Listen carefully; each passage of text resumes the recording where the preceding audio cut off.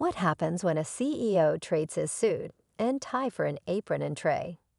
In this eye-opening story, the head of a successful company decides to go undercover as a waiter in one of his own restaurants. At first, it seems like a fun experiment, a chance to connect with customers and experience the business from the ground up. But what he discovers behind the scenes leaves him speechless.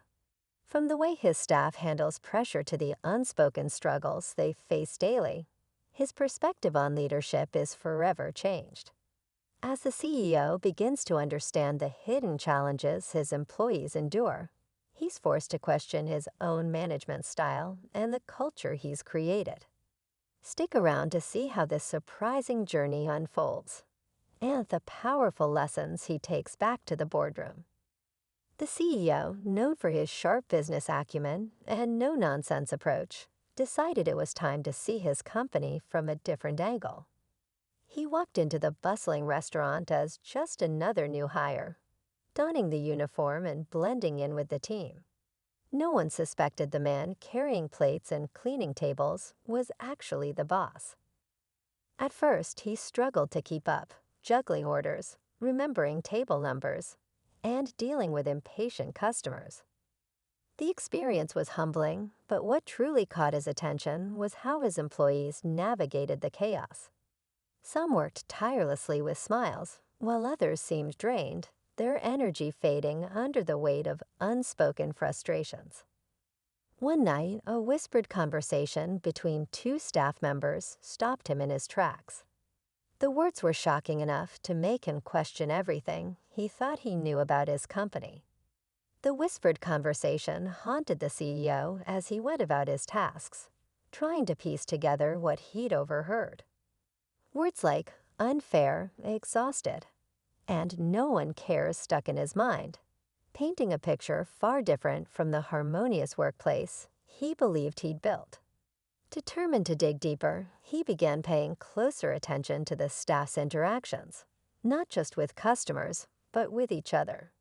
He noticed small details he had never considered before, the strained smiles of servers after being scolded by impatient managers, the kitchen staff scrambling to meet impossible deadlines, and the dishwasher working silently in the corner, unnoticed by everyone.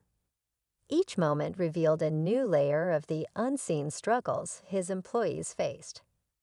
Behind the laughter and teamwork he thought defined his company, there were cracks that hinted at something much bigger. One evening, as the dinner rush hit its peak, the CEO found himself caught in the chaos. Orders were piling up, tempers flared, and the pressure in the air was palpable. A server accidentally spilled a drink on a demanding customer, and the manager's sharp reprimand echoed through the dining room, silencing everyone. The employee's face fell, and they apologized repeatedly, their voice trembling. It was a scene the CEO couldn't shake, one that highlighted a lack of empathy he never thought existed in his company. Later that night, while cleaning up, he overheard a group of staff venting quietly in the break room. They spoke about feeling undervalued and burned out, their words cutting deeper than he expected. "It's like they don't see us as people," one of them said, frustration evident in their voice. The CEO froze. It was clear. Something had gone terribly wrong under his leadership. The weight of their words and the events of the night stirred something inside him. How had this toxic undercurrent gone unnoticed for so long? As the lights dimmed and the restaurant emptied, he realized he was standing at a turning point, one that would change his company, and possibly himself forever. The CEO thought he had seen the worst, but the next day brought an even harsher reality. While prepping for another busy shift, he struck up a conversation with a dishwasher who had been working there for years. The man spoke candidly, assuming the new waiter was just another struggling employee. He revealed stories of long hours, missed breaks, and a rotating door of employees who couldn't handle the stress. But what shocked the CEO most was the mention of policies he had personally approved, meant to reward hard work, that had inadvertently created a toxic, competitive environment. They want us to give 110%, but we're already running on empty, the dishwasher said, his voice heavy with fatigue. As the CEO processed this revelation, the manager walked in, visibly annoyed. "We're short-staffed again," they barked. "Figure it out." The tension in the room thickened, and the CEO felt an unfamiliar mix of guilt and anger. How could his vision for excellence have turned into this? The cracks were no longer subtle. They were fractures threatening to bring everything crashing down.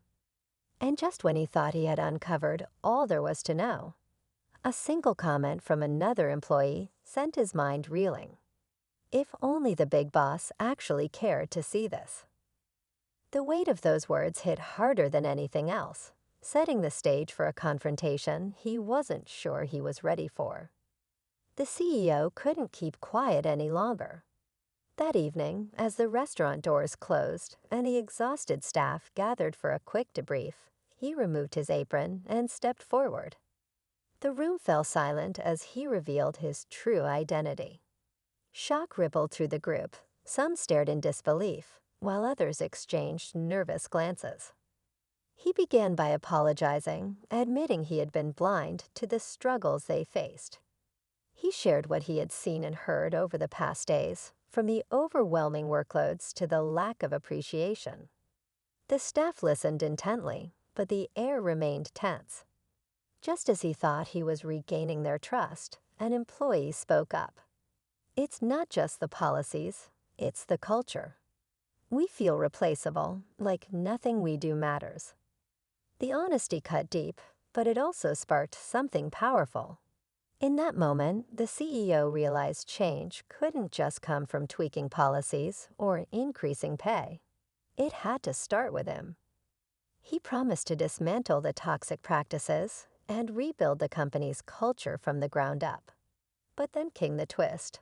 One employee who had remained quiet finally spoke. "We've had others come through, making promises like yours," they said softly. "What makes you any different?" The room froze, and the CEO stood there, realizing the real challenge wasn't just fixing the system. It was earning back their trust, one action at a time. It was a lesson he never saw coming, but one he knew he couldn't ignore. The CEO took a deep breath, meeting the skeptical eyes of his team. "You're right," he admitted. "Words alone don't mean anything. Change has to be real, and it starts now."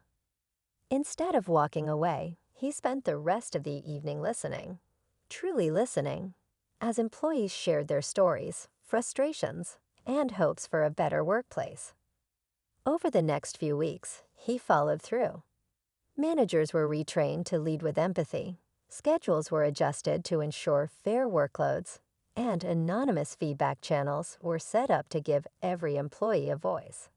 Slowly, the team began to notice the difference, not just in policies, but in how they were treated. Looking back, the CEO realized the experience hadn't just changed his company, it had changed him. Sometimes leadership means stepping into someone else's shoes, even if it's uncomfortable.